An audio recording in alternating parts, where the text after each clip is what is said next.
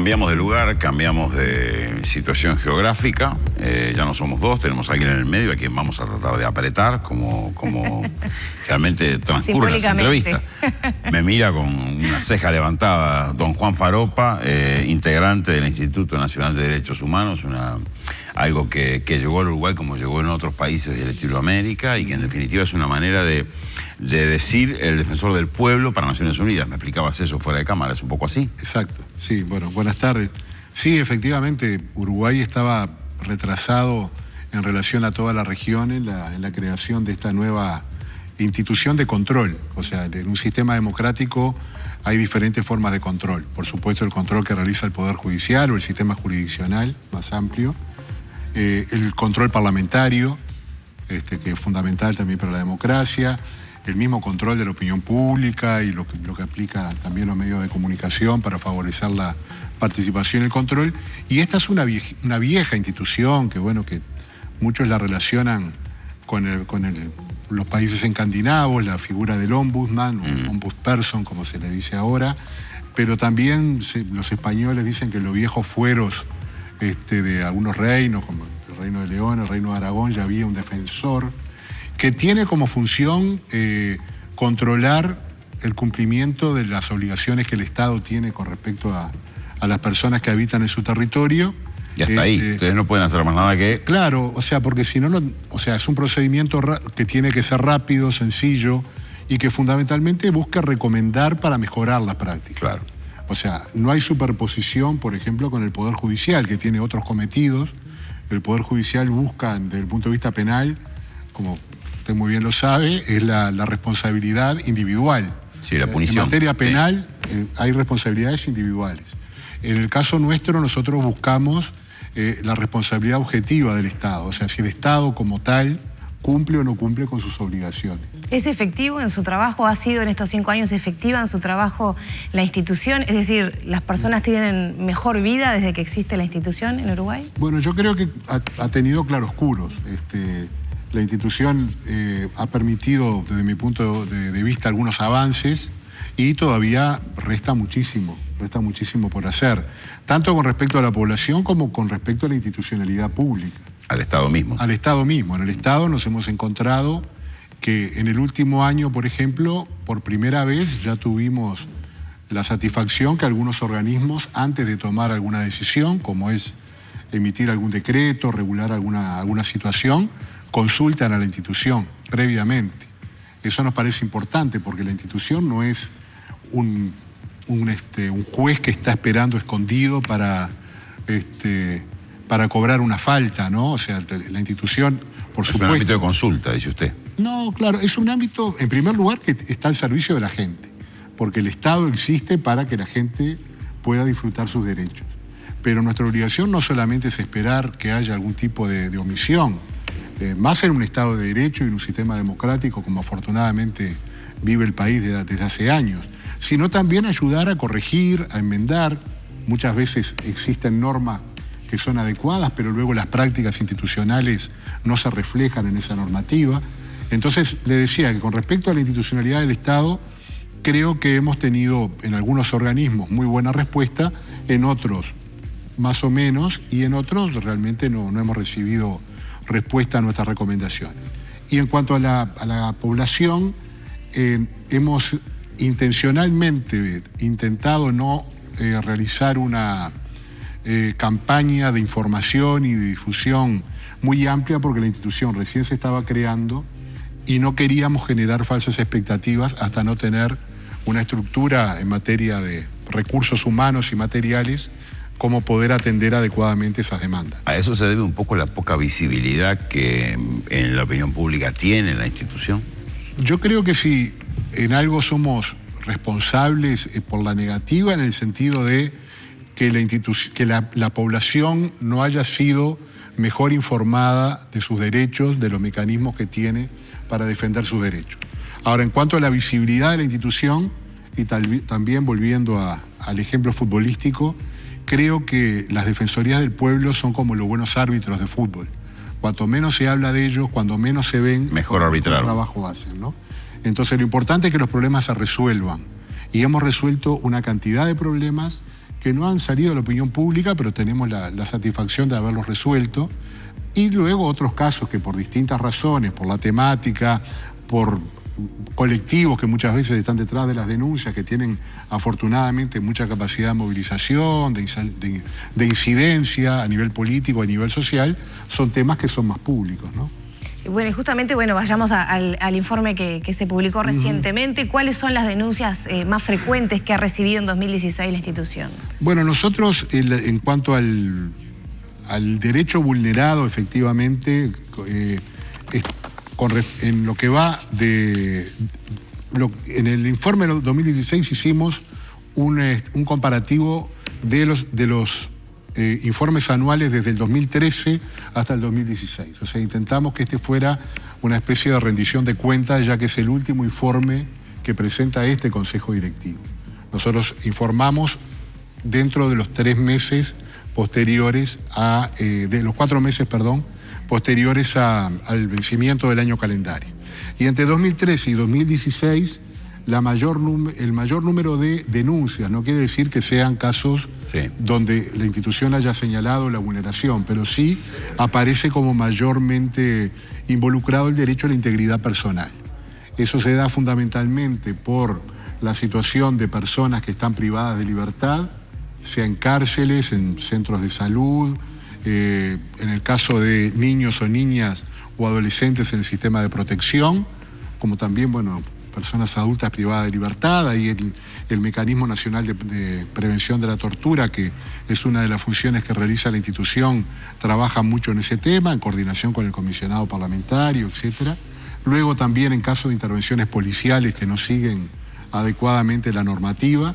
Ese es fundamentalmente el derecho que más ha aparecido. Lo sigue el derecho al trabajo, pero no el derecho al trabajo en general. O sea, no es que el Uruguay pueda ser considerado un país que viola el derecho al trabajo, pero sí situaciones que llegan de personas en determinado tipo de situación, como pueden ser personas en situación de discapacidad que no acceden a un trabajo adecuado.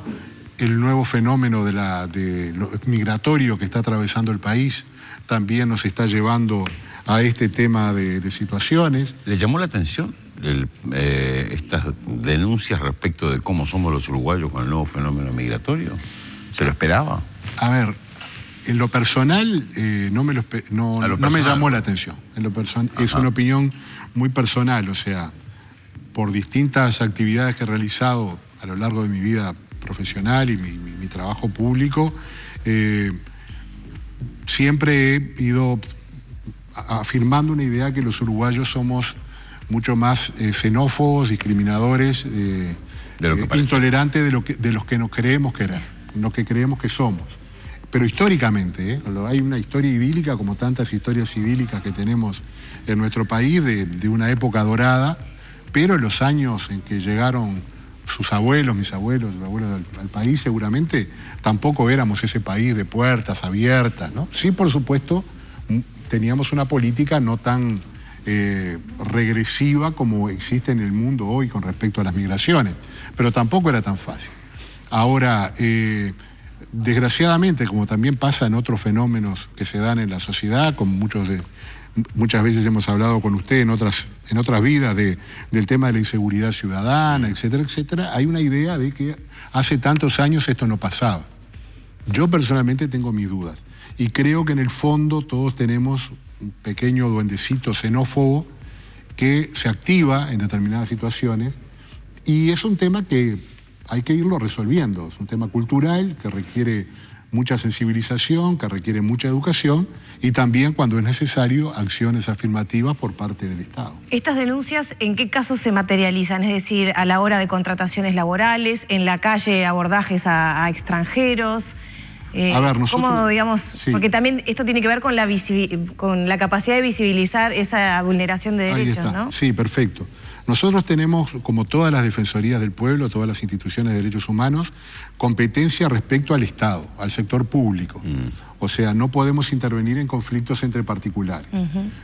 No obstante, si por ejemplo en un tema de acceso al empleo en una empresa privada hay una situación de discriminación por raza, por nacionalidad, por género, por opción sexual, por cualquier otra causa, por discapacidad, nosotros sí podemos plantear la responsabilidad que tienen las autoridades a cargo de controlar este tipo de asuntos.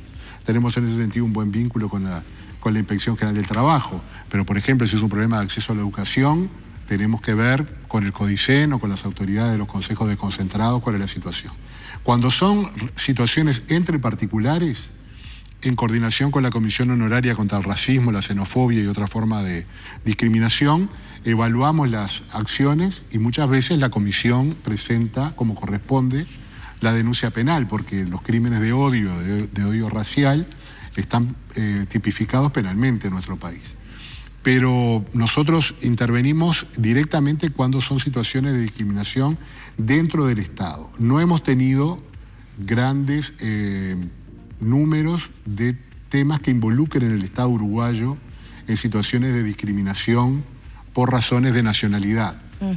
Recuerdo sí uno que sucedió hace algunos años, en que inclusive hay una recomendación que realizó la institución al Parlamento de un artículo de la ley de pesca que establece un cupo para embarcar trabajadores extranjeros, que creo que es un 3%.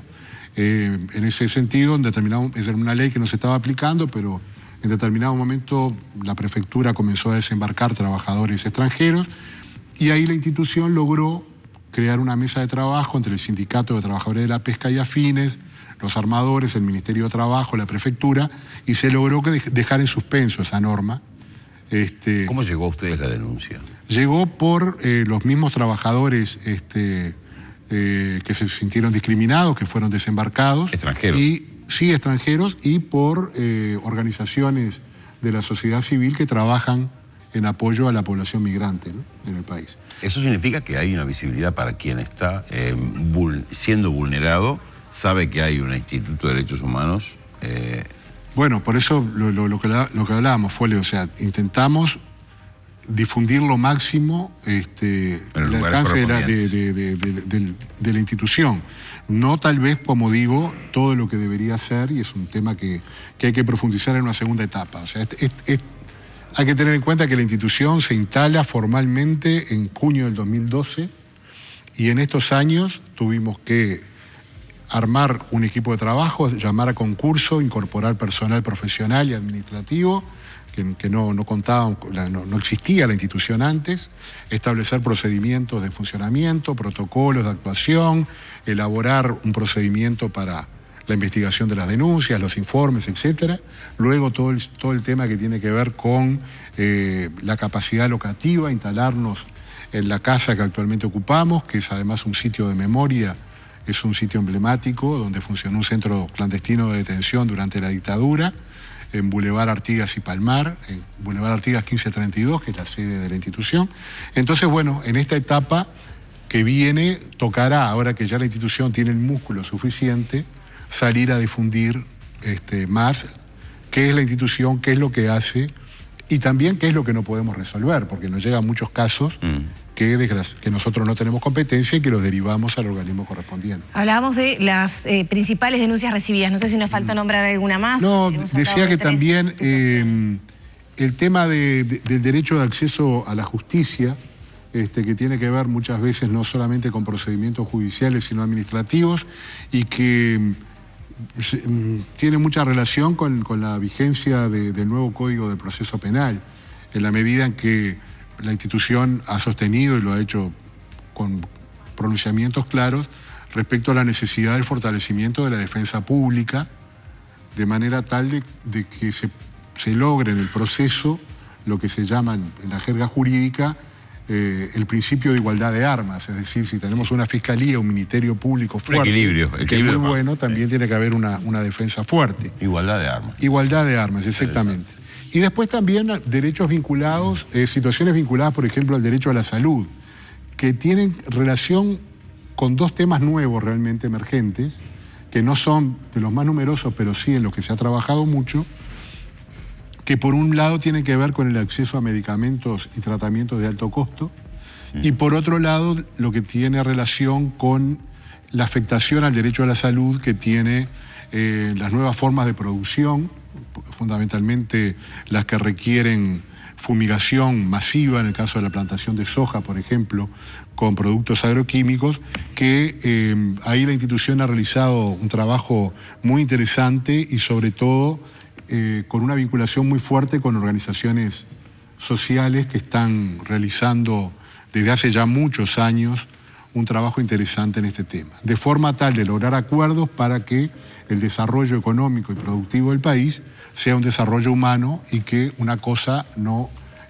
afecte a la otra. Me ha tocado hacer informes de ambas cosas, medicamentos de alto costo y fumigaciones que terminan siendo nocivas para pequeñas poblaciones o pobladores que están ahí. Exactamente. Sí, emergentes, pero están pasando ahora, afuera, ¿no? Ambas cosas. Sí, y no solamente para pequeñas poblaciones, ¿no? O sea, la fumigación puntual es un tema que afecta a la población que vive en ese lugar, pero no hay que olvidarse que queda la tierra. Claro, de cada 100 gramos, por ejemplo, de glifosato que se arroja sobre la plantación, solamente un 4% va al blanco directo de la fumigación.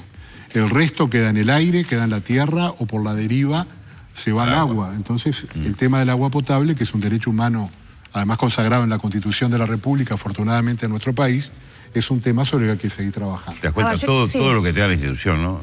Que ahora sepa de glifosatos, el señor Falopa, es algo inversivo. Bueno, ha tenido que estudiar. Los abogados no necesariamente sabemos de todo, de casi todo. ¿Su peor momento en la institución? Bueno. ¿Aquel desalojo? Sí, sí fue el tema del Codicen fue un momento de mucha tensión. Sin lugar a dudas, fue una situación muy, muy complicada, muy, muy dolorosa, pero hubo muchas más. Hubo más, que no nos enteramos. No, nosotros... la denuncia de acoso sexual en la interna. La denuncia, sí, eso fue un tema interno que lamentablemente salió fuera de la institución con una intencionalidad que no quiero juzgar, pero en lo personal no fue un problema, no lo tomé como el peor momento porque la institución, una vez que tomó conocimiento de los hechos, hizo la denuncia correspondiente. Al ser una persona conocida mía, yo me abstuve de intervenir y me sigo absteniendo de intervenir ahora. Después el manejo que se hizo para afuera, algún día alguien sabrá la verdad.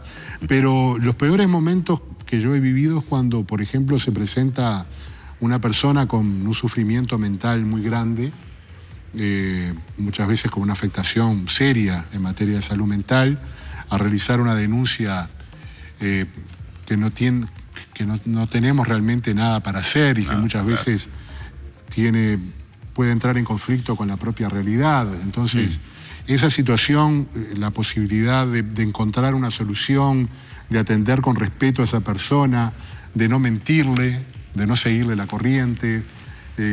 Por suerte tenemos un equipo técnico profesional muy habilitado, muy calificado. Los equipos técnicos son multidisciplinarios, abogada, abogado, psicólogo, trabajador social, pero me genera una angustia muy grande. Esos son los peores momentos. Es cuando uno, por falta de formación o de capacidad, no sabe qué respuesta adecuada dar. Sí, también a veces el marco legal vigente no permite solucionar rápidamente una situación, ¿no? Sí. De esto, si le parece, lo hablamos en el próximo bloque. Lo hablamos en el próximo bloque. Son dos cosas distintas. Sabe de glifosato, de tandas, de todo. ¿Lo manda usted? Vamos a la tanda, enseguida volvemos y seguimos conversando con el director de la Institución Nacional de Derechos Humanos, Juan Falopa.